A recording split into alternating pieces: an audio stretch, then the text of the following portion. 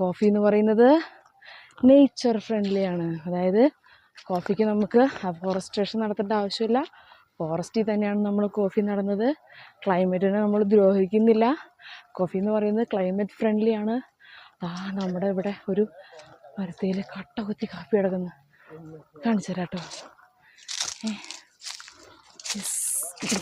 കണ്ട കണ്ട കണ്ട ഇതൊന്ന് പിടിക്കാവോ? ഞാൻ ഈ കാപ്പി ഒന്ന് പഴം കുത്തും.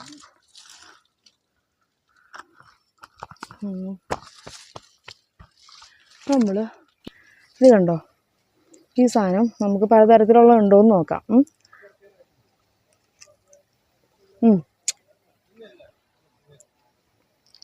ഇതിനകത്ത്